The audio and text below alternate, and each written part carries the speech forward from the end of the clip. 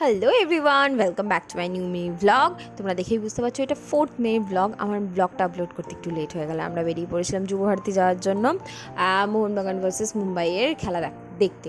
আর এই যে আমরা অ্যাজ ইট ইজ বেহালার জ্যামে পড়েছিলাম। বেহালার মানুষ জ্যাম ছাড়া কোথাও যেতে পারে না। আর সারা রাস্তায় এই যে মোহনবাগানের সাপোর্টারদের এত চিল্লামিল্লি, এত কষ্ট, সেদিন পুরো জলে চলে গেছিলো। আমার থেকে ভালো সবাই জানো। যাই হোক, মা ফ্লাইওভারের উপর দিয়ে আইটিসি দেখতে দেখতে পৌঁছে গেলাম আমরা যুবভারতীর সামনে। কিন্তু আমাদের গেট নাম্বার 1 থাকার জন্য আমাদের অনেকটা ঘুরতে হয়েছিল, আমরা খুঁজে পাচ্ছিলাম না। যাই হোক, তাও এদেরকে দেখে আমার খুব ভালো লাগছিল যে অ্যাটলিস্ট মোহনবাগান কাপটা পেলে অ্যাটলিস্ট কলকাতায় কাপটা থাকতো, সেই ভেবেই ভালো লাগছিলো। যে ওই জন্যই মোহনবাগানের সাপোর্ট করতে গেছিলাম। আমরা চলে গেছিলাম যুবভারতীতে, পৌঁছে গেছি। এই যে আমরা গেট দিয়ে ঢুকে গেলাম।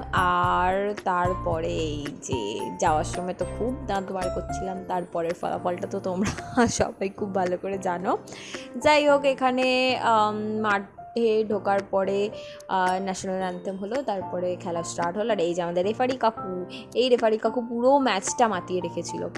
আর এই যে আমাদের ফুল গ্যালারি, পুরো মোহনবাগানের সাপোর্টাররা ভর্তি ছিল। বাট সেদিন সবাইকে নিরাশ হয়ে বাড়ি ফিরতে হয়েছে, যেটা আমারও খুব খারাপ লেগেছে। কোথাও না কোথাও যদি জিততো তাহলে অ্যাটলিস্ট কাপটা তো এখানেই থাকতো। যাই হোক, তো এই যে সুন্দর দৃশ্যগুলো প্রথম ফার্স্ট হাফের পরে সবার মনে খুব আনন্দ ছিল, বিকজ ফার্স্ট হাফের আগেই একটা গোল হয়ে গেছিলো। তারপরে যে 3টে গোল খেয়ে সবাই বাড়ি যাচ্ছে পেট ভর্তি করে। যাই হোক, আমারও খারাপ লাগছিল। তারপর আমরা রাস্তায় ঠান্ডা ঠান্ডা হাওয়া খেতে খেতে বাড়ি চলে এলাম। যাই হোক, তোমাদের ব্লগটা কেমন লাগলো প্লিজ আমাকে কমেন্ট করে জানিও। Tata, bye bye.